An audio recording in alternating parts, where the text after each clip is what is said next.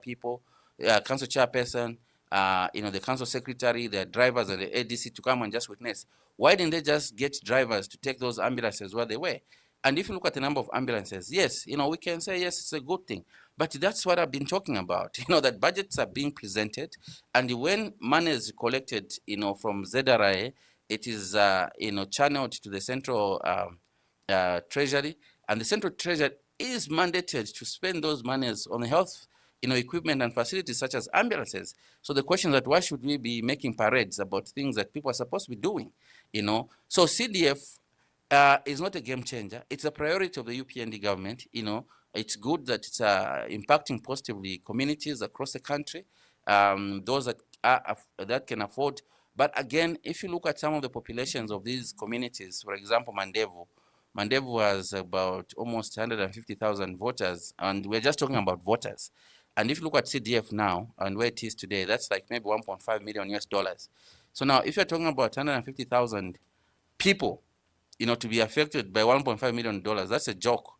If you go to Namibia has got a population of almost 2 million, but look at their GDP, per capita in terms of based on their population.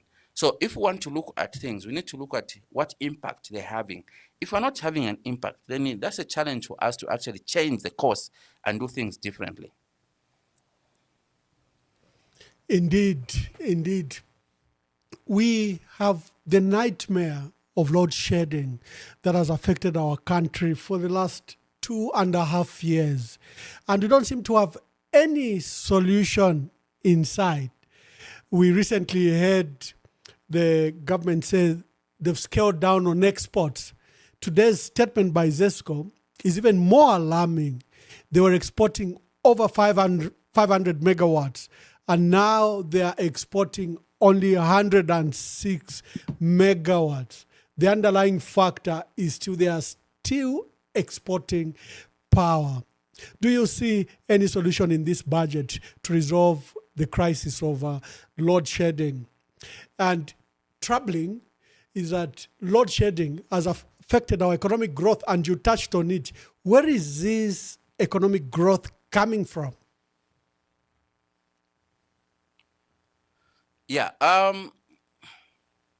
Basically, of course, we do understand a number of factors. For example, Zambia is a signatory, we are part of the Southern Africa Power Pool, where we have certain agreements. However, we also understand that ZESCO, they may need to export, for them to actually get a premium tariff in order to cover their operations, because their tariffs are low. However, we have to look at cost-benefit analysis, and the cost-benefit analysis in this regard is that, giving power to the welders, to the saloons, to the local people, stimulates the local economy, creates jobs, keeps people in the job.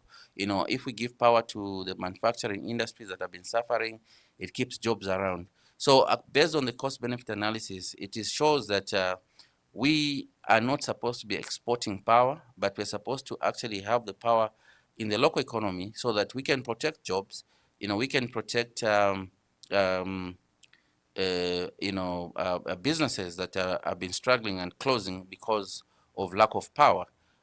So what ZESCO has done in the past years, where despite the crisis that we faced as a result of the drought and the continued exporting, is shameful, because we have killed a lot of businesses. A lot of businesses have closed as a result of lack of availability of power. So they should have thought about that in the beginning, because it was a crisis or an emergency. Yes, agreements had been signed in the Southern Africa Power Pool, but we should have actually looked at what the country needed, and the country needed to have enough power to protect those industries. Now, to recreate a business, my brother, I can tell you that it's not a simple issue. Businesses that have gone down, for them to come back because there's now availability of power, it takes more than that, because you've wiped up their cash flows, you've wiped up their operations, really. So that was a big mistake. Now, the other issue that I wanted to point out Ambassador, I think two things. One, we've heard about how the government is claiming that they are providing 10 hours of power in the compounds in the low cost neighborhoods. Um, I think we need to also we need to just be very careful about some of these initiatives as we go into the elections. I think this is a call to the general public out there to say, look, there will be a lot of initiatives, that will come as we go into the elections, just for people to get votes. I think we need to be very vigilant and be objective in how we judge. We should not judge based on the benefits that we are having today. And obviously, the reason why the compounds are targeted is because that's where the majority of voters are, and so they want to please them so that they can say, you know what, we've brought back power. And also even the issue of cancellation of export is also an issue of we're going towards election. This will be an election issue.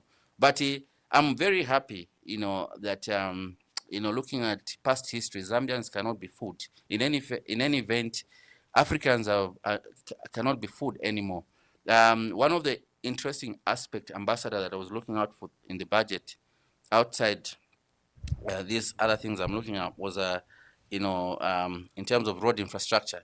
So you can see that road infrastructure has increased, from 11 billion, 11.9 billion, kwacha in the last budget to about 14.9 billion, 14.4 billion in this year's budget. And obviously, for some of us who live in Lusaka, we've already started seeing people getting busy, closing roads in Ibex and a number of other areas because the elections are around the corner. So we need to be worried about that. Anyway, back to the energy. I saw in the budget that the minister said that by next year 1,500 megawatts will be installed. Now, if you look at a number of if you look at the number of projects that are work in progress, they won't give you that much to say that by next year it will be 1,500 megawatts that the government can attain. It looks like a campaign song. I don't see how a government that has not managed to do about 500 megawatts. I'm not even sure if they've reached that or they're anywhere closer to that, can actually ensure that 1,500 is done in a year. Of course, yes, there could be work in progress, but what I would have under the energy was for the minister, like he did in the last budget last year. He actually, mentioned a number of areas or a number of projects that were coming up, Samba project, this project, to show that this is what's going to constitute what will be fed into the national grid. But the 1,500, he just pointed at it vaguely without actually pointing to say which are the projects. Of course, there's Mamba, 300 megawatts that's coming from there now. Outside Mamba, okay, there's Chisamba. The president mentioned another 100 megawatts is coming. Outside that, there could be one or two. But how do we get to the 1,500? What I'd expected from the minister, especially that this energy issue is a critical issue, was to actually break down, the projects that make up the 1,500 megawatts, broken down by, by project, and to give us some more information on where these projects are. Just saying vaguely, I think it sounds like a campaign song to me. The increase in tax, for our dear viewers that are just joining us, we are discussing the review of the national budget. The Minister of Finance and National Planning has presented a 253 billion kwacha budget. Out of that, I think 218 will be raised from taxes, non-tax revenue, grants, and debt, and there'll be a deficit that they are again gunning to borrow from domestic and external financing. You can join. I'll be opening the phone lines just now. I invited my dear brother, the PAC leader, ANDYFORD MAYELE BANDA, to help me analyze the national budget. We agree this is an election budget. I think it's trying to excite our people into voting the UPND back into power.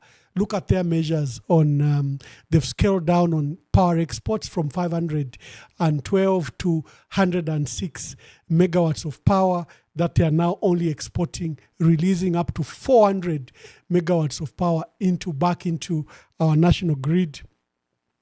The scandal there is that they used to hide that they're exporting power, but now they are giving us the data that up to 400 of megawatts of power will now be back into our national grid.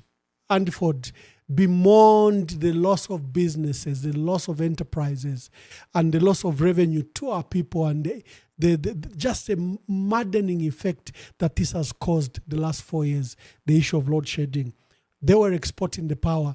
They've now reduced export. And he says, be careful when they say the compound will be receiving more power.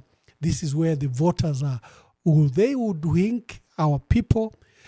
Coming to the numbers again, the numbers are not looking good because the bulk of them, our national debt has jumped, foreign debt, from $11.9 billion in 2021 is now sitting at $15.7 billion. So you will be able to join us. Let me ask my last question before I invite our callers.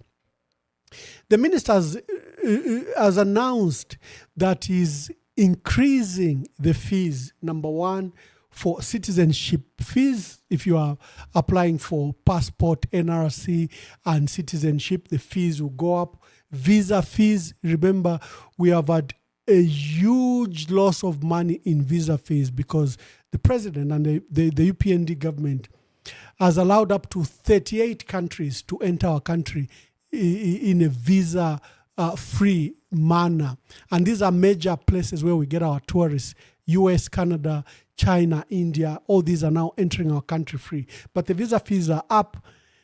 And then mobile money, your mobile money transactions, there's another fee that has gone up. When you look at these, for me, I call them desperate measures to tax more. The elephant in the room is the mines. The mines. We have the largest exporter is in our country. Over 70% of our exports are copper, cobalt and others. But their contribution to our national GDP, our contribution to the national treasury is very small. And yet we are scrounging to raise money from, including mobile money. What's your reflection when you look at the revenue side of how they want to raise money? Maybe speak to that particular part. Yeah, it's unfortunate, where the minister is announcing these budgets, he thinks that, if they tax people, whether it's on airtime or mobile money, the impact won't be felt. But first of all, you have a lot of young people that do not have jobs. A lot of young people that feel the pain, when these taxes are applied on them. I'll give you an example. I think if you buy data for 100 kwacha, in the past you would get about, I think, 10 GB or 11 GB or something. But today, if you buy data for 100 kwacha, you're getting about 7.9 GB, and this is as a result of taxes. So now, if you are going to tax mobile money, I'm just giving an example because I haven't yet looked at the percentages. I'll have a look at that later. But if you're sending someone 100 kwacha, maybe you just need another 1.5 kwacha or 1 kwacha to be able to transfer that.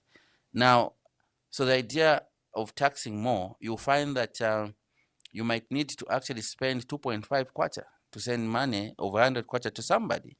So for the minister, he might think, okay, that's nothing, they won't, it won't affect anyone. But for the common person who doesn't have a job, who, it does not have an income, that's a lot, because it doesn't just go on the transfers, it also goes on the withdraw fees for mobile money, which would definitely increase, which already, you have to cater for that. If you are sending money to somebody, maybe if you're sending a 200, now you have to actually add a 10 kwacha instead of a 5 kwacha and stuff like that. So it is not the way that we should grow our economy by overtaxing our citizens. Now, what's shocking, Ambassador, like you mentioned, in the mining sector, I was interested in the growth of the mineral tax. They're saying that by next year, we are going to move from 860,000 metric tons of copper to about 1 million tons. But if you look at the growth in mineral royalty, it's not reflecting that really. It's not that much, because we are moving in terms of mineral royalty, we are moving from 7.3 billion, 17.3 billion kwacha to 18.1 billion. So you find that the increment that you're talking about, in the mining sector, is not equivalent to the to the revenue that we're supposed to enjoy as a country. So obviously there is an issue of how how we're taxing the mining, or how we're collecting mineral royalty. I think we are giving too much incentives to the mining sector, and on the other hand, overtaxing our people, to raise this revenue, because really, um, looking at the dynamics at the moment, to be honest, in my opinion, I didn't see how the UPND government could have raised the expenditure for next year from 217 billion, to 253, because I knew that they don't have enough revenue, to actually cover the difference, and the only way to do this is to make sure that you tax the people more and also borrow more. And what's worrying about the borrowing is that there's a lot of domestic borrowing, which means that the local SMEs, entrepreneurs, have it difficult to access money. It's already difficult, for most entrepreneurs to access money, but looking at the increment, which has increased from 15.4 billion, in 2025 to 21 billion, that's a lot of money. So there's an increment. So the government plans to borrow about $1 billion, dollars, in the local economy, which is a lot of money for economy. So it's quite worrying about how small businesses are going to survive, in this kind of situation. And also we have to really look about how this mining thing is going to work, because why would the increment in mineral royalty not be too much when you're projecting to increase production to about 1 million by next year? In fact, the minister himself says the impact of this mining sector will be felt next year when we get to 1 million. But if you look at the revenue that we are talking about, which is about maybe 600 million kwacha, is not equivalent really, to the increment in production of in the mining sector.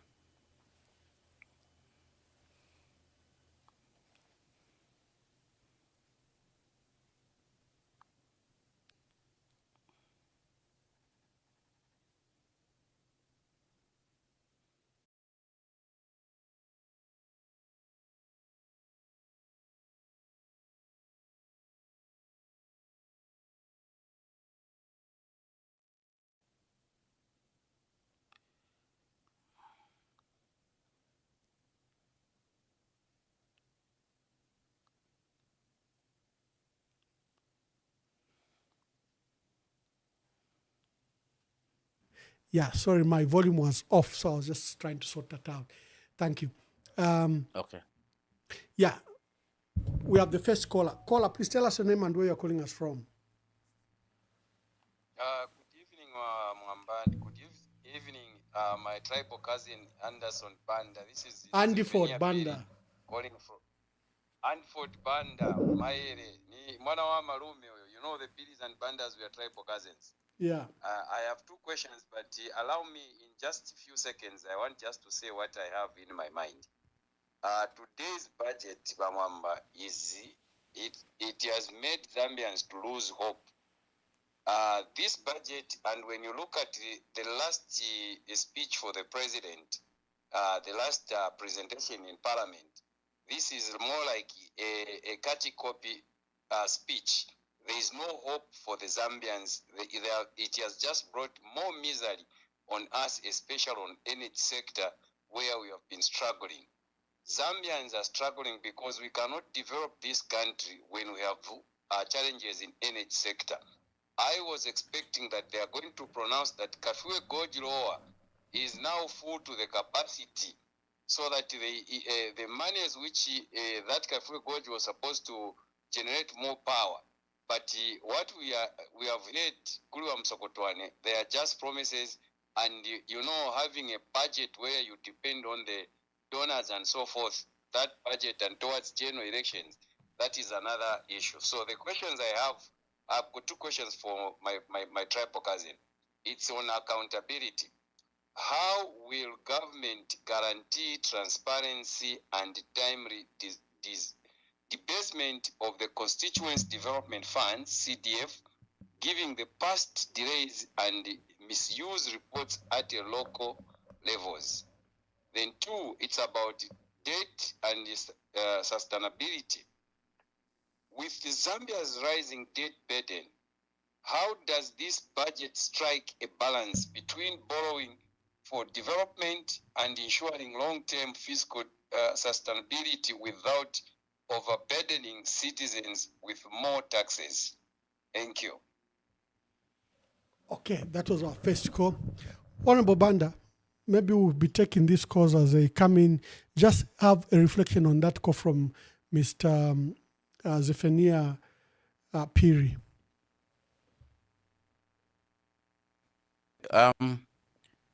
Thank you very much. Of course, it is in my thinking that I like to be objective in the way I look at things.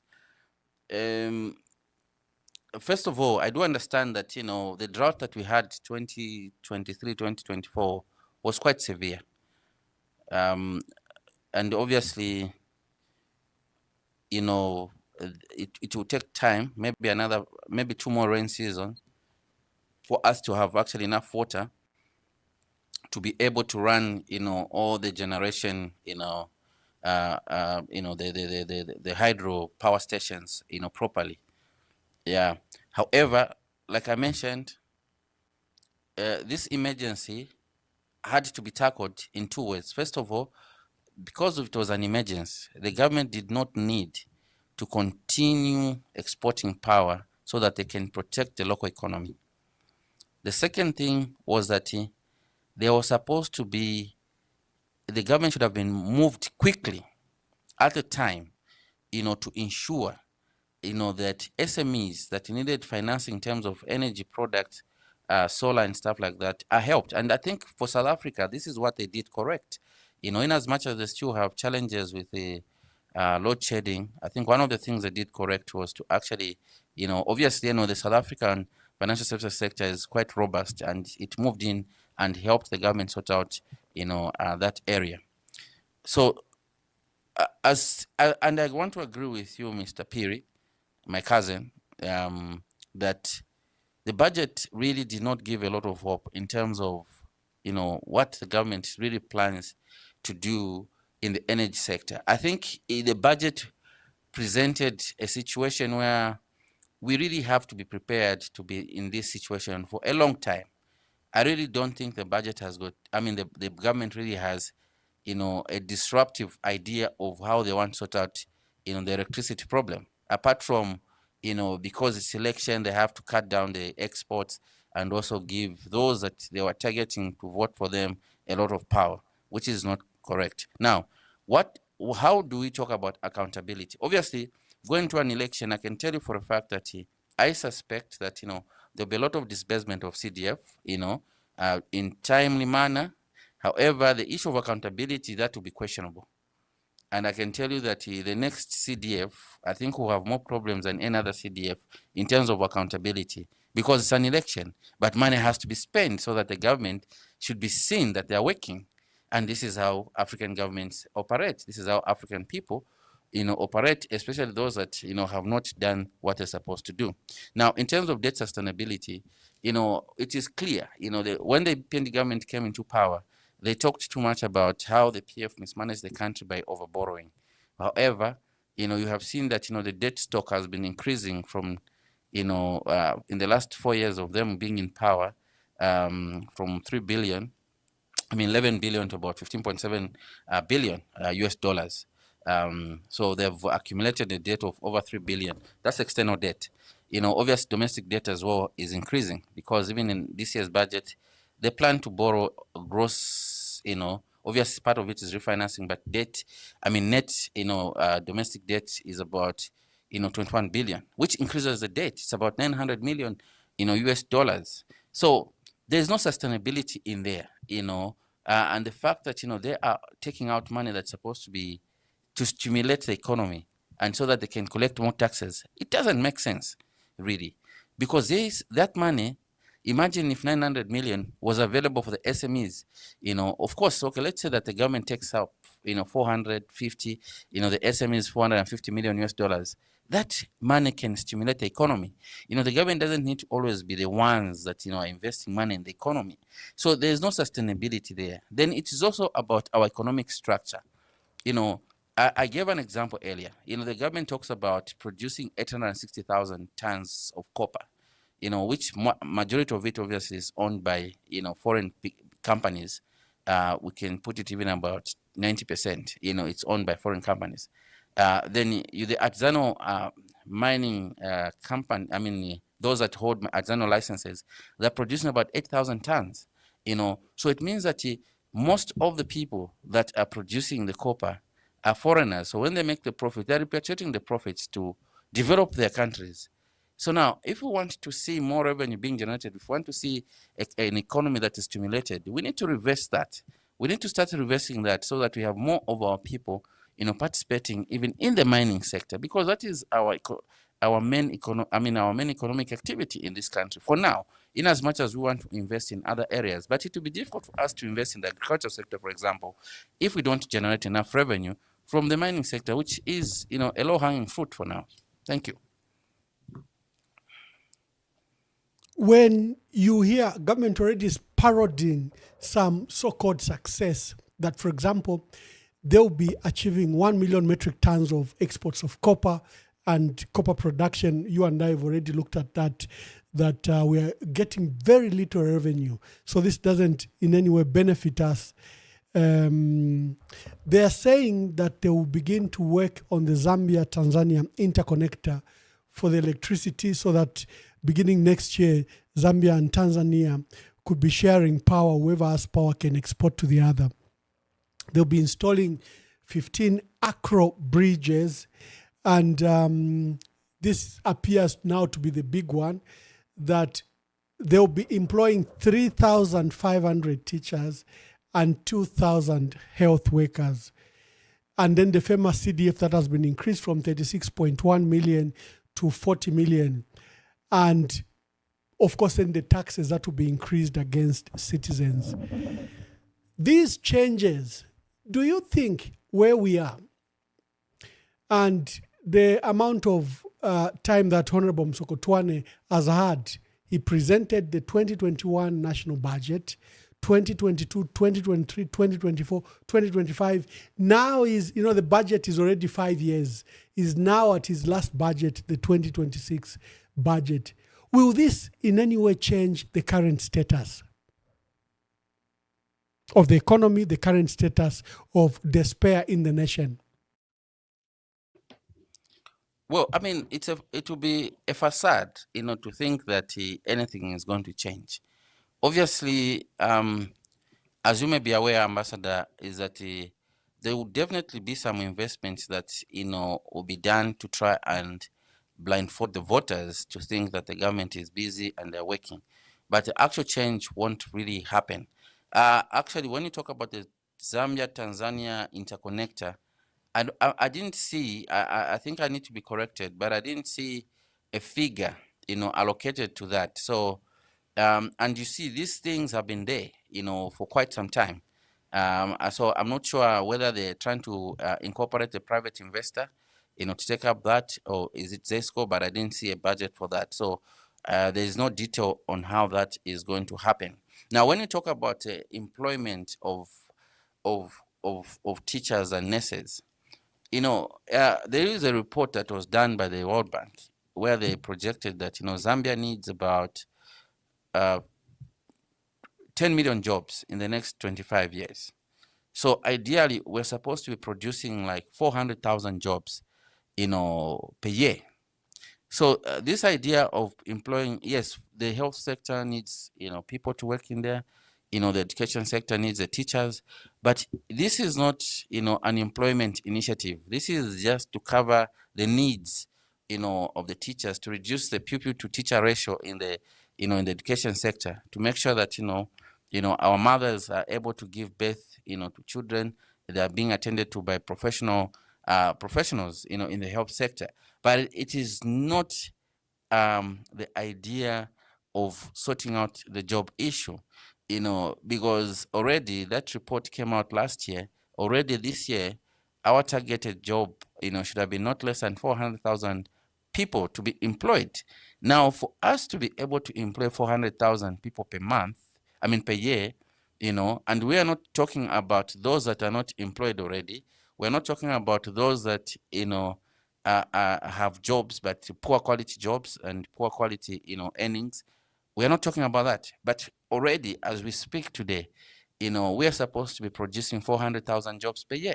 That's according to the World Bank report. And I do agree with that report. So there is a lot of work that needs to be done. In Africa at the moment, Ambassador, there is talk of disruption. We are still dealing with a colonial economic system that does not help us, as Africans. It helps the investors. And you have seen how our government has been so, busy talking about, foreign investors without actually looking at the local investors.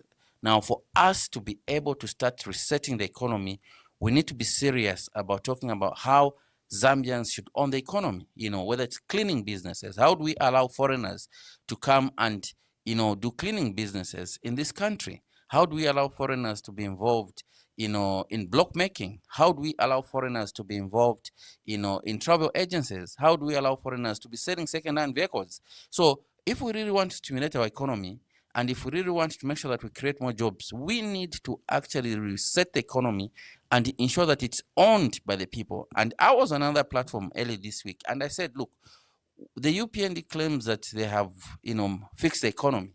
They claim that 5.2% economic GDP growth or economic growth in the last average in the last 4 years.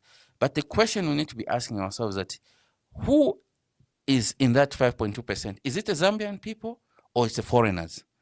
And fixing the economy in today's Africa is about ensuring that your citizens, your indigenous people, have got a greater role to play. It's about dismantling the colonial economic systems that persist to today. So, Ambassador, to answer your question, the fact that these things that have been spoken about are not solutions, it means that there is no change. Even with the CDF, it's just reallocating of funds from one, from the central government, and it being managed and focusing in the rural areas. I can assure you that there is no, real change that is going to happen. CDF has been increased 40 million next year, but you can see that from 2022 national budget, the CDF was about 25 million, then it moved to about 30, then 36, or, it's been increasing. So already money has been spent with little to show for, over the past four years. So really to expect that a miracle is going to happen, in the next few months before the elections, it's a facade. But there's a consolation. The consolation, Ambassador, on a lighter note, is that there's 1.2 billion, allocated for elections. So we have elections next year. That's a consolation. Thank you. Indeed, we have elections. They are scheduled. We're worried about the state of ECZ. We know that ECZ in its current structure may not deliver a free and fair election, but there is some money that has been allocated for next year's elections, preparation of the register, and preparation of the actual election that is due next year. I agree with you. CDF, look, first, the people that borrowed, no one has bothered to pay back. Now councils are being forced to either involve the police, involve lawyers. They should have known from the onset. If it's CDF or people think it's free money, they don't even think that that's a loan to pay back. They think that that grant must benefit them. It's literally a grant. They don't regard it as a loan. The march towards next year's election, and with the mining sector being excused from paying just and fair taxes, the burden being shifted to our people. Do you have a tax policy in your organization? Have you taken time to see how you could deal with the issues of taxes and the national budget differently from how the UPND go about it? I know that you had some insights in your book that you talk about systems. Just explain how this even current system doesn't help with our national budget and with our approach to development. Thank you, Ambassador. I think really the tax policy cannot be comprehensive without us being in government. We have to be in government. We have to engage at that level, with ZRA and the Minister of Finance and all that. However, we don't believe that increasing taxes and looking for places to tax people is the way to go. The understanding about this issue is very simple. And the simplest thing about this is based on two critical areas, and that's governance side and also the economic system side. So on the governance side is that we need to actually build a system, that awards merit, that it does not discriminate anyone as long as they're Zambians. So we do believe that, we need to amend the constitution, after 2026, but it has to be a people-driven constitution. I think there are a lot of, areas that need to be sorted out in the constitution. We also need to reduce the power of the president. I do agree, that the power of the president must be reduced. This constitution must 110% guarantee our rights. Ambassador, you and me, you know that we can't do business with the UPND government because we are opposition, and this has been happening. And I'm not saying that it has just happened now. It is, says, governments have been doing that, and so, but we need a civil service, that operates for every citizen, as long as they've got talent and they've got something to put on the table. Once we do that, we're going to see development. We need to award merit. We need to apply meritocracy in the way we award jobs. We've seen so many political and tribally affiliated people getting jobs, either in the civil service, in the parastatals, in the foreign service. That is not going to help our country. So if we want to actually sort out the governance system, of course, we need to restructure, come up with honest reforms that are going to help us, to ensure that we operate effectively and efficiently, ensure that, best ideas are taken in and scrutinized and implemented if need be.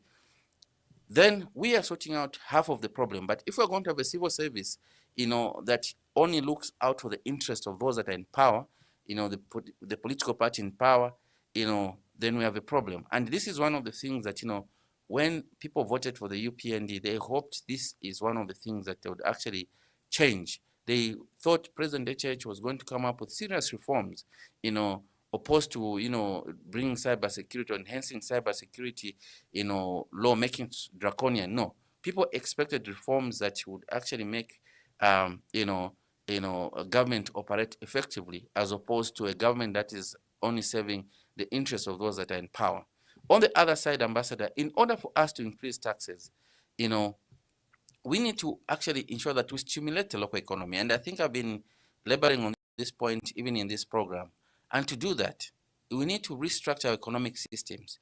We need to immediately start the resetting and ensuring that Zambians have a guaranteed law. And we need to actually implement local content, legislations that actually guaranteed Zambians based on certain thresholds on how much they can get involved, in each industry or in each sector in Zambia, from 100%, maybe to a minimum of 35%, for example, in the mining sector and in the green fields of the mining sector. We need to start setting up that. That is what is going to actually stimulate the local economy. Because if more Zambians are making profit and are reinvesting here, when I make a profit, I want to maybe build a block of flats. Already I'm creating jobs for someone who is a contractor or a bricklayer, if we can call it like that. And that person will have an income and he'll be able to buy boom and sugar and everything. And they'll be paying value-added tax on those. And then the government is going to actually raise more money. That is how we're going to grow the economy. But you're thinking that, we have to go and tax the business people, increase their withholding tax, increase their income tax, increase, this and that. It's not going to help. However, we have to look at, the mines. Right now, we cannot rely on the mines. So I even laughed, when I saw in the budget where the minister said, when we hit 1 million next year, we're going to feel the impact. What impact are we going to feel when we hit the 1 million? Already we're in a huge budget deficit. The amount of money that we're expecting to make because of the increment 1 million is not reflected in the budget. So what impact is he talking about? You get the point. Because there is no impact really. The mines are not actually paying their fair share of taxes. First of all, they are using technology now, there's so much mechanization in the mining sector. So they're not employing as many people as they used to employ, after independence or pre-independence time, because a lot of work that time was based on manual labor. So nowadays they're using technology, they're using, machines, to actually do their mining. So the amount of people that are being employed in the mining sector is quite little. So as a result, I don't believe that the mines should be getting incentives, because already they're saving on the amount of the cost of labor because of technology. So we need to look at, whether mines are paying their fair share of taxes in the current age of technology.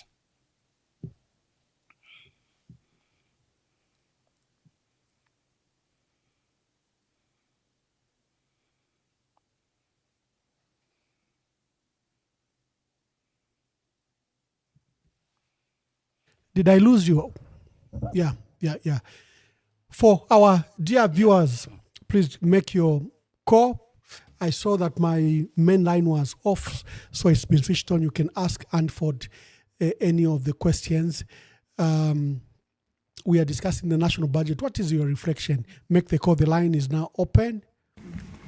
I'm also aware of the electricity problems that Zambia is facing. But despite the problems that we have with the supply of electricity in Zambia, you still supply us with electricity.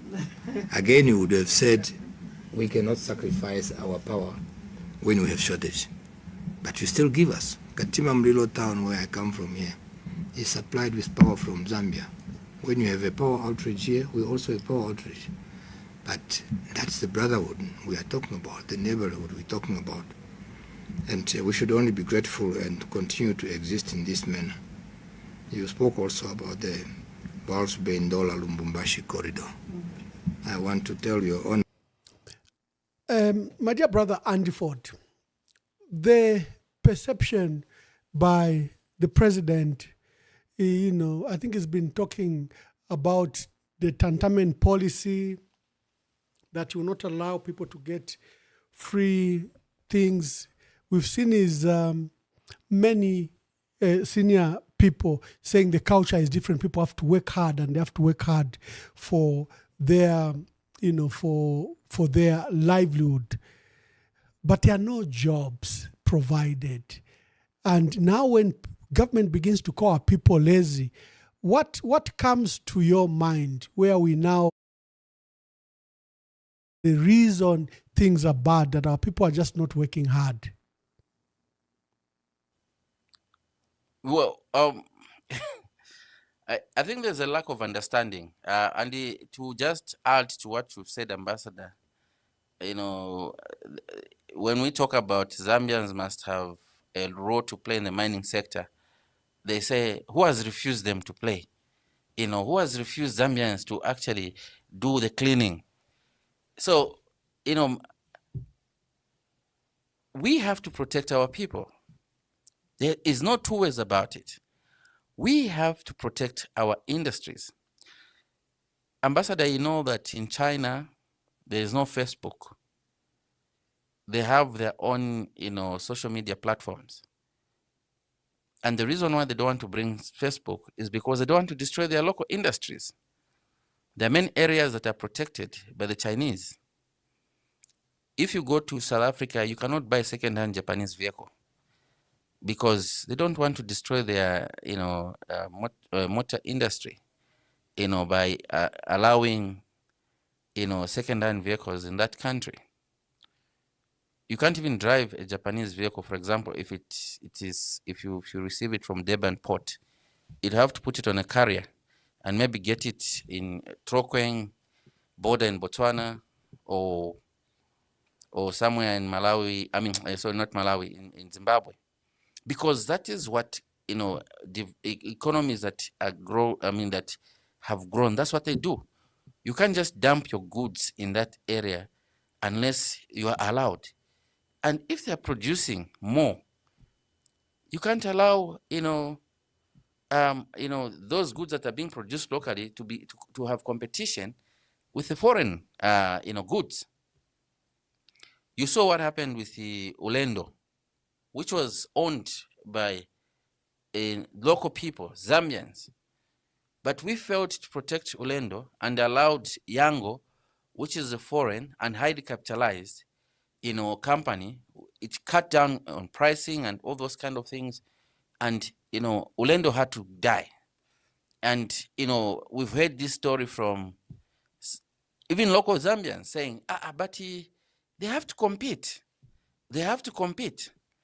And this is the same story that you're bringing, where the government, because of they have no idea of how to build these policies of ensuring that we have local content registrations, which protects the local people, which protects the local industry, because it is important, that Zambians must make money and make profit within this country so that those profits can be reinvested.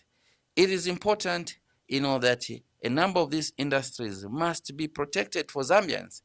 We should not allow, it's the norm everywhere in the world. You can't just walk into these countries and say, what, I want to start making blocks in this country.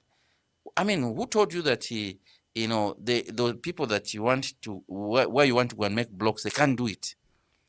You see? So we don't have that. Zambia is an open Nichipandaodi, if we can call it like that.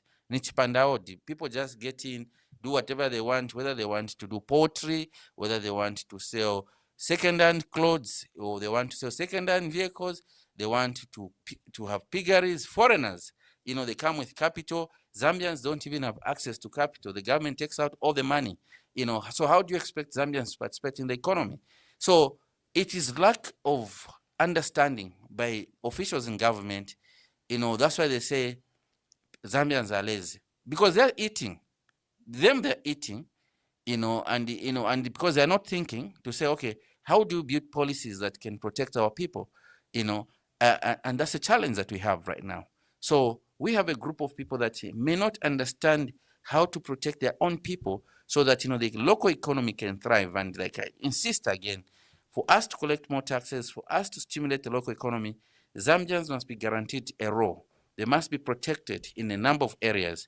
We have, I think, Mukumbi, who is a cleaning association of Zambia president, who was arrested, a few months ago for condemning, one of these government organizations of giving a foreigner a cleaning contract. Why would you do that in 2025 when Africa, the young people, the Gen Zs are crying to say, we are tired of these colonial economic systems. We want to own the economies as Africans. Now we have information. We have seen that, the systems that we are still working with come from colonial times. We want to own them. Then you arrest the guy for complaining, for speaking for the masses. That is not correct.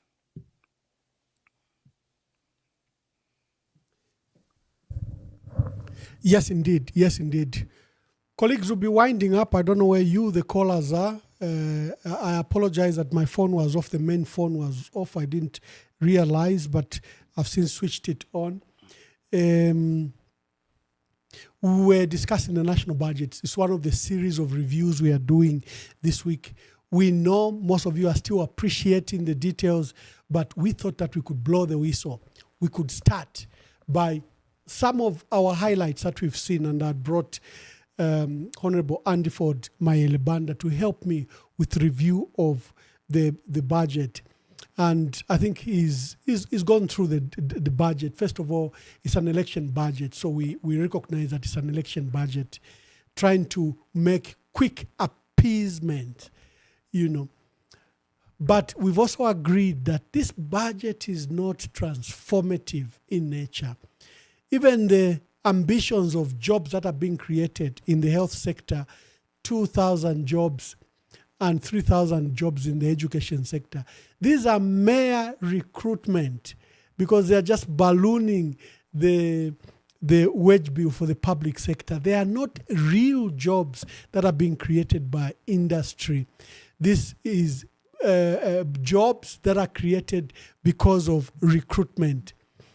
Mayele Banda reviewed a good number that I loved it, that we need about 400,000 new jobs created in the economy to make impact on the state of our poverty, to make impact on the state of our economy, to make impact on our GDP. 400,000 jobs. So you can't be proud of jobs of 5,000. That is a mere a drop in the ocean. Sorry, I seem to have a caller. Like I said, my main number was off. I don't know for one reason or another, but let me take this call. Hello, caller. Please tell us your name and where you are calling us from. Greetings, Ambassador Mwamba. This is Pumulo Stumbeko from California. Oh, yes, Pumulo Stumbeko. Thank you. Good day. And please give us your name and where you're calling. You've told us you're calling from California. Queen Pumi, the leader of... Yes, my dear sister. Thank you, Your Excellency. Greetings to President. Hello, Madam Pumulo. I hope you're able to hear me. Greetings to you and hope you're well. I think we're a little bit depressed, to be honest. Waking up to look at the budget is like, I think that's why people are not even calling. It's like depressing. It's like we have hit a rock bottom. This is their last year, the last budget of their 5 years. And, looking at the budget is like, oh my God, What was your reflection of the budget? What was your reflection, Queen Pumi, of the budget? I think, it's a failed project. I'm looking at the budget, is the amount of money. I am looking at the domestic revenue. I'm thinking, where is this money coming from? They're getting 81% from domestic. So from where? And I look at the mining. Mining. They are looking at 1.2 billion, and they are looking to increase to 1 million metric tons. And they are only talking about copper. What about the other minerals, cobalt, nickel? In this government of UPND, they opened the largest cobalt mine there. And where is the account for the funds from this largest? The education is 13% is a drop in the ocean. And we know that to develop a nation, you need to fund education, at least even 30%. I've seen in China what they did in China, how they changed, how they took their country out of poverty is by, they said, just putting a high percentage. They funded education and healthcare. So we see only a 13% in education. We see 10% in health. And they are blaming the COVID. Okay, yes, COVID happened, but what did they do? So instead of empowering citizens, they took away power. So it's like we have a double tragedy. We had the COVID, and now the load shedding is a second tragedy, which was imposed by UPND to the peoples of Zambia. And the other thing that I want to say is they are bringing back 400 megawatts. And for 2-3 years, people have lived without these 400 megawatts. and it was being exported. So, like, we don't get an income and expenditure at the end of the year. I've never seen an income and expenditure statement by this government, which I really want to see how all these budgets, how they are utilizing the money. But we've also seen in the middle of the year, they've come to ask for extra funding. You know, we see some MPs complaining that they didn't even receive their allocated CDF funding, but they have increased the CDF amounts. It's just like, you know, my mind is just going. I'm just like, so are they going, how much did they make from this 400 megawatts they exported? And are they going to give the money back? Or like there's no explanation to what they did with the income they got from exporting the power. You know, are they going to give some money back to citizens? And they're telling us they're going to take most of the power to the compounds where we have the most of the voters. You know, so this is vote buying.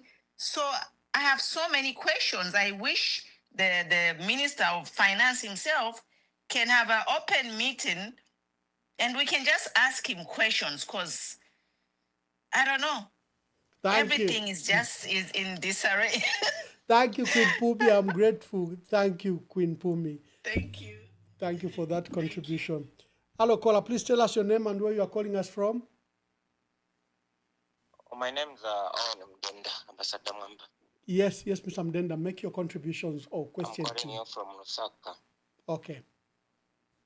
Yes. You know, there's this issue of the mines and the taxation. I think this issue has been hanging for quite some time now. You know, it's high time people became honest over this issue. You know, in this new world of comparative and relative advantage, you find that Britain itself does not produce its own beef. So what are the Britons doing? They'll drive it, because if they're going to produce beef from Britain, for them to buy that hay and feed a cow, maybe if it's going to be a natural organic cow, maybe for 5-7 years, maybe a kg of beef in Britain would be maybe even 100,000 pounds. So they import, like from Botswana, Botswana is able to produce it cheaply because they just use their natural habitation, so to say. And even as a country, I saw some pronouncement where we also want to get into that market. So this issue of copper, for instance, if you look at the comparative advantage of producing copper here in Zambia, and let's compare it maybe with a country like Chile. To start with, Chile has got a port there. It's just direct to the ocean. Once someone mines from there, they're just able to put that copper maybe on the ship it takes to the London Stock Exchange. We had a lot of mines that were closed previously. Because when we try to stock up, but okay, let's not assume that whenever we go, they are just investors there seated waiting to come to Zambia and whatever. People need to compete for these investors. And there are certain incentives that you have to give. For instance, our copper here, when you produce it, first of all, to ferry it to South Africa, how much cost does it come with to just go to South Africa before it's even put on ports? How many countries does it go through? Even in terms of fuel transportation and all those taxes that they have to be paid there. My brother, be brief. What are you saying? Are you saying the cost of production for copper is high? I'm trying to say, our copper production, I think, let's not try to compare incentives that these people are supposed to give. Like, let's not all blame all these incentives. I would rather it one day one of these politicians, especially Comrade MAYELE, I know he's a very learned man. Let him give us a proper background of how does he think it can be better done. Because as far as things stand, I think what we have, the model we have right now, is okay for us as a country.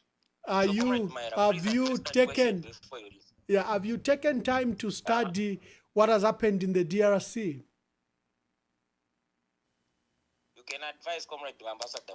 Thank you very much. Comparative advantage. I would rather a comparative analysis of this whole thing, because I think mostly I've just seen politics at play. People are not explaining things the way they're supposed to be done. Thank you. We are sharing. I want to believe you. Okay. So I'll drop your analysis on the DRC scenario. Okay, thank you. You are welcome. Well, it's like now our callers are coming on. Let's just take some more calls so to allow Honorable ANDYFORD, BANDA, and please take cognizance of that comparative advantage to Peru and Chile and Zambia. And he says, yeah, okay, they'll call back. I can see their line is not connecting. Another person has said, I've been trying to call, the network is just terrible. Oh, okay. So I thought the callers maybe were afraid of a technical subject, but also network seems to be an issue. Honorable ANDYFORD, Banda, I don't know if you've looked at the DRC scenario. DRC has ramped up production. It has now risen from number 10th in copper production to literally number 2 in the world. It has risen from 700,000 metric tons 5 years ago to 3.2 million metric tons. And DRC is at war. DRC doesn't have infrastructure, doesn't have reliable power. How are they doing it? Yet we have everything, and we throw all these incentives to the mining sector. Capital equipment is tax-free, VAT refunded. We have reduced mineral royalty tax from non-deductible to deductible, and we've even reduced the actual mineral royalty from 6-point-something% to under 3%. We've thrown a lot of incentives, including the price of power. Government and ZESCO is importing power for the mines. When the mines have capacity to import their own power, there are a lot of incentives that we've thrown at the mines with very little return.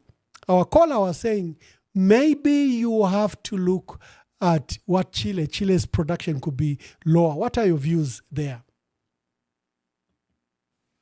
Well, I think, unlike in the energy sector where it is agreeable that the tariffs have been low for quite some time, I think in the copper industry, actually, we cannot, talk about, that the production costs are quite high. Like you've mentioned, Ambassador, I think everything that the mining sector has wanted, they've gotten, especially under the UPND government. So there's no reason for them to say, no, we are not able to produce. I mean, even Congo is not, I lived in Kinshasa. There is a part of DRC that is somewhere there in Bakongo, when you're in Kinshasa, you drive to Bakongo by the sea there. But that's not where the copper is being produced. The copper is produced here in Katanga, Lubumbashi, Kolwezi and stuff. So, and they're thriving, and and also, in Congo, they've got a serious local content registration, especially when it comes to mine supplying. Not like the way here foreigners are able to get 100% contracts, to supply in the mine.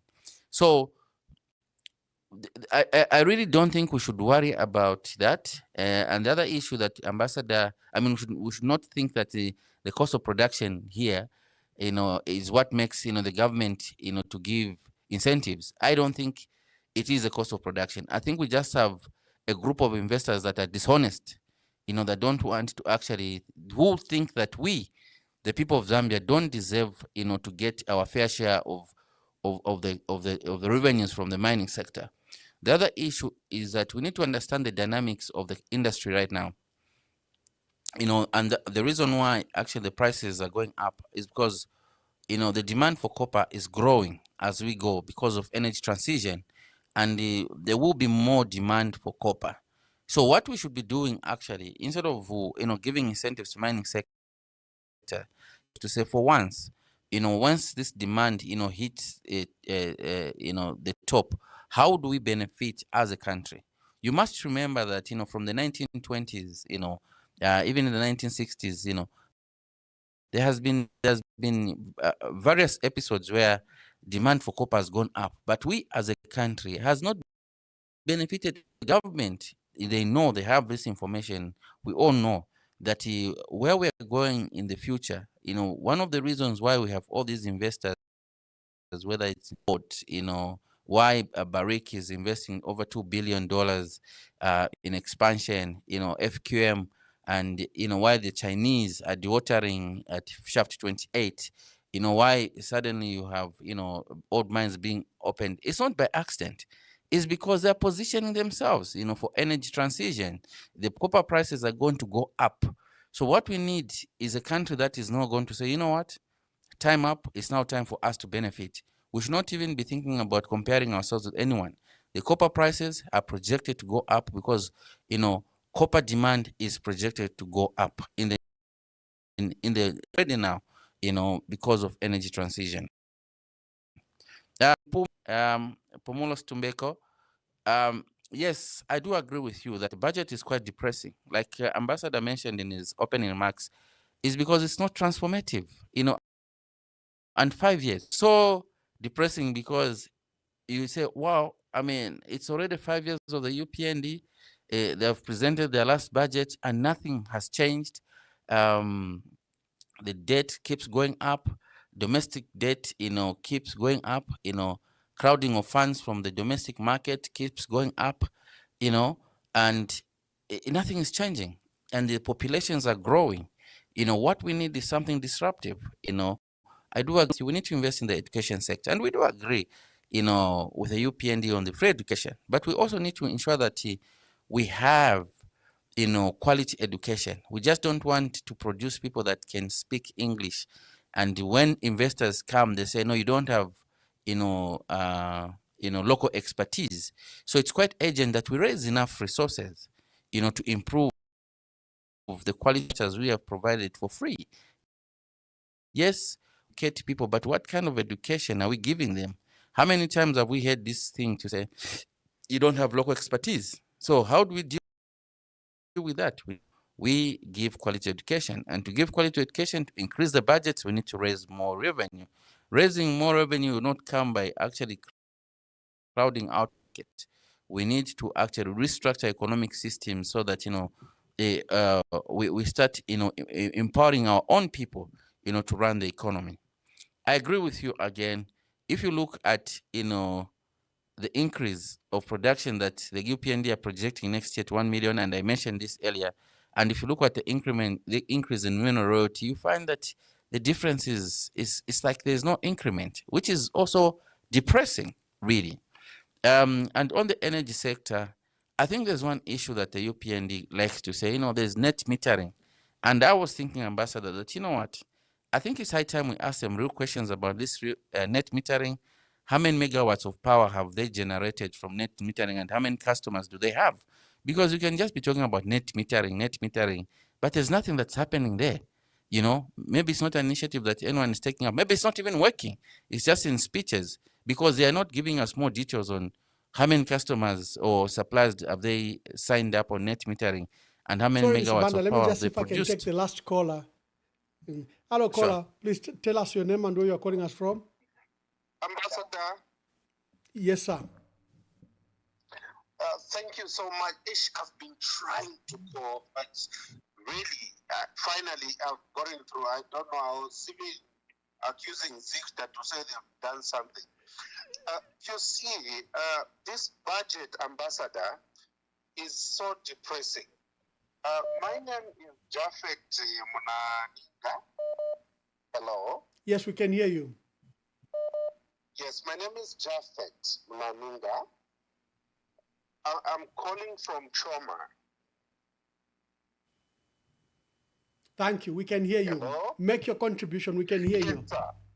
So I was saying this budget is so disappointing. It's so annoying.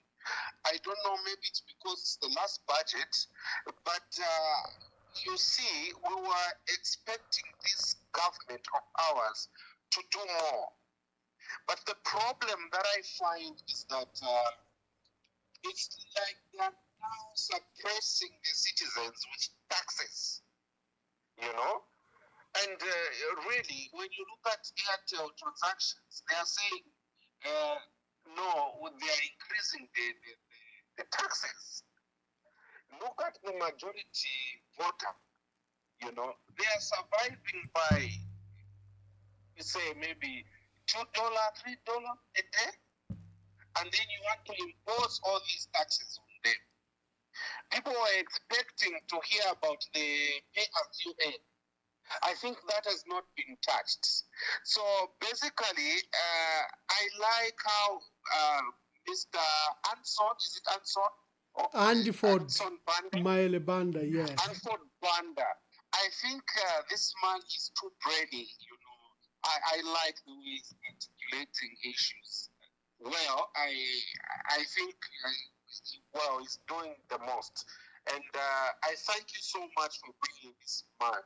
He's too brainy. Right now, I'm listening and I'm thinking, where was he all along? But all in all, I really want to thank you for this podcast. I thank you for this man. He's really opening us, you know. He's really opening us. I don't want to waste much time. I thank you so much. Thank you very much. I don't know what happened to the calls today. Most of them are just coming as missed calls, and I've seen there are many of them, but they were not coming through. I think it must be the network issue back home. But we thought with the power being given to our people in township, it must be easy. But it doesn't look so. It doesn't look so. So that story doesn't match up. There's another caller. Sorry, ANDYFORD. Hello, caller. Please tell us your name and where you are calling us from. Good evening, Ambassador. My name is Mrs. Anonymous from the AI Kingdom. Yes, Miss Anonymous. I just have two quick issues. What is my maybe comment on the budget? Business as usual, nothing transformative, nothing ambitious, and there was a quick analysis done. The 40% budget goes to salaries and wages, and 51% goes to procurement. The big question that has to be asked is procurement. We know that's where we have source. It's a source of and we are going at 26 general elections. So business as usual, rhetorically, nothing transformative, nothing ambitious, improving the living standard of the people. 44% of the budget goes to wages and salaries, 51% to procurement. So that is the summary of the budget. And what does Mr. Banda think? What is his opinion? What can he say from that perspective that I've presented? Thank you. Okay, thank you very much. Zicta seems to have freed the phones just when you're about to leave. Yeah, please answer those questions and then we begin to offer your last remarks. Mr. Japhet Malunga, thank you so much. Yeah, like I indicated earlier in the program, the proposed taxing of mobile money transactions where, for someone who's in government, a 2 kwacha doesn't mean anything to them.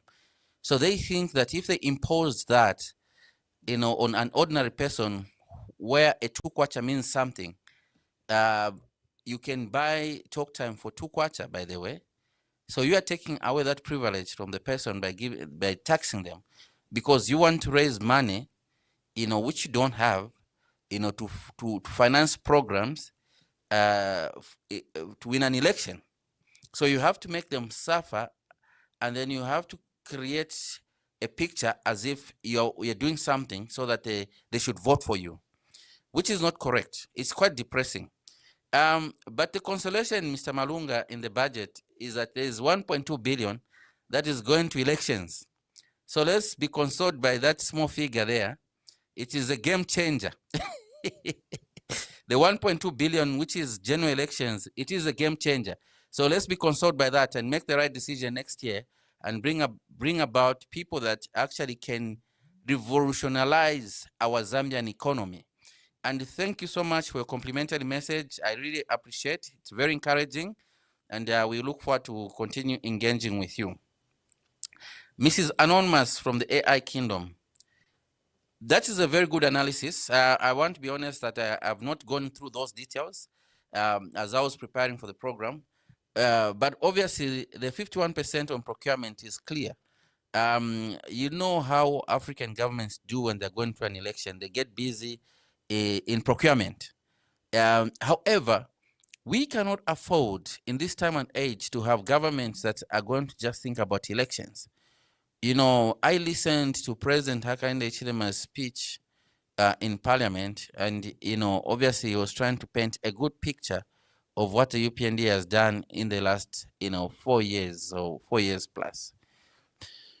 However, if you look at those numbers deeply, you find that those numbers, they don't mean nothing. They're just organic growth, growth that is expected from a government that is collecting taxes from the people and investing that money, in various programs such as the health sector. They have to invest the money. So why should the people be clapping for giving us an account of what they did?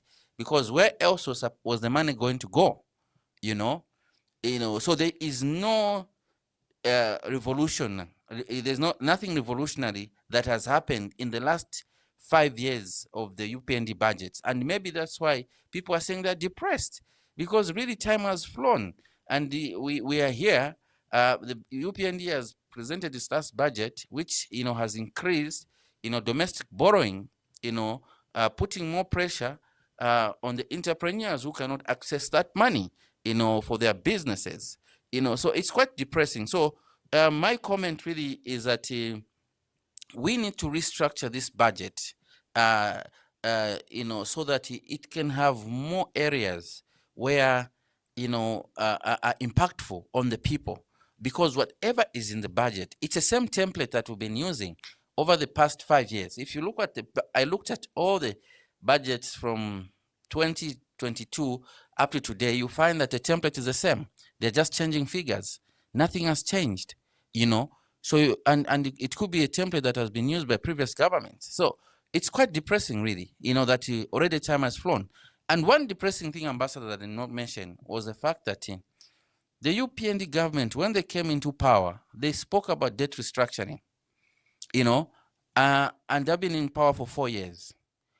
And they have, they say they have restructured 92% of the debt, which they have been, I think we're supposed to start paying this debt in the next, by 2031 or something like that, which is the next 6-7 years. However, there is no indication right now to say, how are we going to pay that debt? It's falls due in 2031. There's nothing in the budget that indicates that we're working towards repaying that. The only thing that is there is that we're increasing domestic debt. We're increasing debt, really, whether it's domestic or external, So now I got worried to say, okay, fine, the debt was restructured, but already 4 years we've done nothing, to say that, okay, now we are preparing to pay that debt in 2021. Now, when are we going to prepare? Because we cannot say, no, this is now 2030, so let's not start preparing to pay the debt next year. That was also part of my depression today, outside the fact that, domestic borrowing has increased, meaning that much more difficult conditions for the entrepreneurs. So really, for this budget by the UPND, it's been quite disappointing, because people really expected a lot from the time they came into government. By the time they were doing the final budget, we should have said, you know what, something has been done. But if you look at the budget, and if you look at all the budgets, you just find this is just organic growth that is expected. Also, if you look at the increment, which is unjustified, from 217 billion in 2025 to 253 billion now, it's unjustified, because really it's just about taxes and borrowing. The reason is because of elections. Thank you.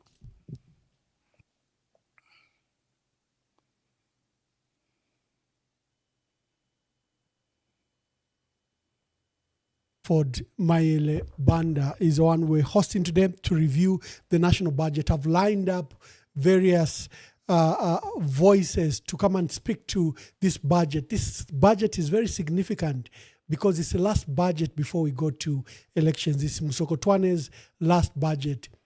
Has it been transformative? Will it change anything? Will it rescue the election bid of UPND and President Hakainde Hichilema? From the onset and from the reflections we've done today, it appears not. Because in fact, what this budget has done is to bring depression on people. It has taken away hope. It's not transformative. It's not hopeful. It doesn't seem to change anything. It will not change the livelihoods of our people in the next 1 year. why people are not excited about the increase of CDF to 40 million is because CDF has not worked at 28 million, at 36 million. So how will it work at 40 million? It doesn't matter how much you throw, how much money you throw at this. And I've always advised the UPND that CDF is not, is not in any way devolving power to our people. It is not in any way a policy of devolution. It's not in any way a policy that can transform our country.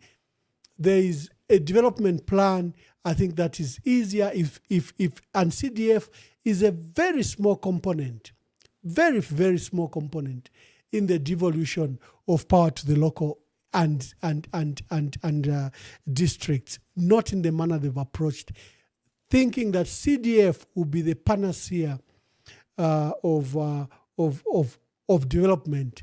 Honorable ANDYFORD BANDA, just say your last remarks before we close.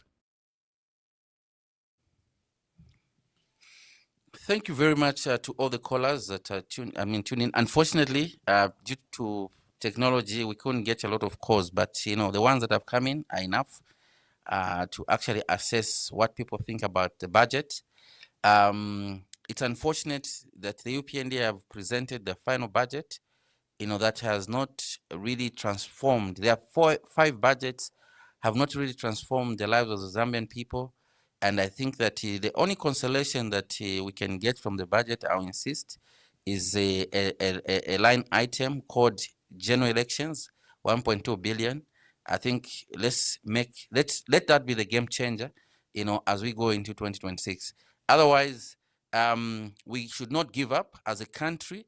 We should keep striving to elect the right leaders who can change this country. At the right time, I believe that we'll get it right. I mean, China did it. United Arab Emirates did it. Singapore has done it. Malaysia, and many other examples. And I believe that the fact that we have, both human and natural resources, once we have the right leaders that are going to revolutionize our governance systems, our economic systems, I believe that we can get it right. And 2026, it's a year for us to do something different. Thank you. God bless you. God bless the Republic of Zambia. Have a good evening or afternoon, depending on where you are. Thank you very much. Wonderful. Thank you very much. And thank you for finding time to come and be with us on this review of the national budget. I'm very grateful, Mr. ANDYFORD MAYELE BANDA, for your time and for your thoughts on the budget. We have lined up Dr. Grieve Chelwa. I think he'll be coming on Sunday. I'll confirm with you.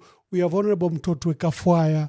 Also, just for the issues of the budget, I've got about 4 guests that I have lined up just to come and give a reflection. And like I stated, this budget is very key because it's the last budget for the UPND. Will they manage to rescue what they couldn't rescue in the last 5 years? And ANDYFORD has asked even a critical question. We see no plans of how they will repay the budget they've rescheduled. 2032 looks so far away. But if we are going to 2026, you better plan not for elections, but plan for generations. And ANDYFORD BANDA was urging government to have looked beyond. This budget has not provided that inspiration. So God bless you. Until we see you next time, thank you very much. And thank you to my special guest and to you, all the callers that came. Your phones are now just coming in. We want to call, so we've done 2 hours, maybe Zikta, maybe whatever happened. But I can see now my phone is buzzing. But it's too late. You still can contribute on our Facebook page. Just write. I think ANDYFORD can see and I can see and will contribute. Thank you. God bless you. That corridor was developed. I'm also aware of the electricity problems that Zambia is facing. But despite the problems that we have with the supply of electricity in Zambia, you still supply us with electricity. Again, you would have said, we cannot sacrifice our power when we have shortage. But you still give us. Katima Mlilo town, where I come from here, is supplied with power from Zambia. When you have a power outage here, we also have power outage. But that's the brotherhood we are talking about, the neighborhood we're talking about. And we should only be grateful and continue to exist in this manner. You spoke also about the Walsbane-Ndola-Lubumbashi corridor. I want.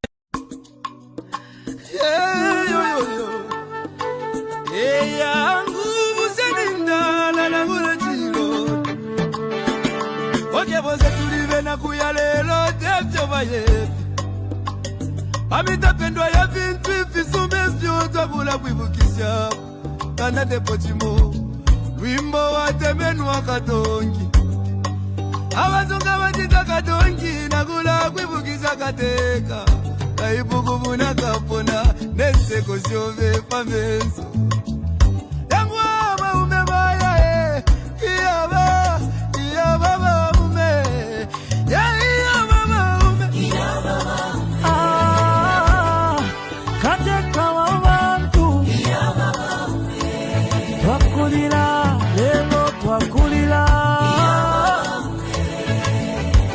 Kukonke milimo shove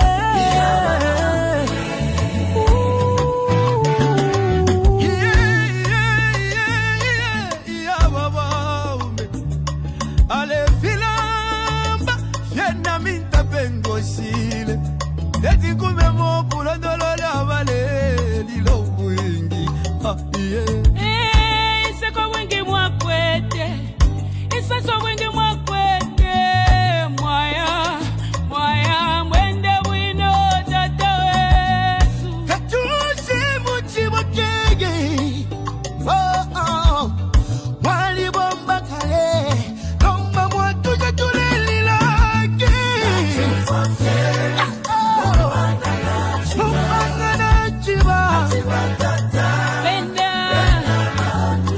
Mpanga mwine Kolya mwine Ine lalila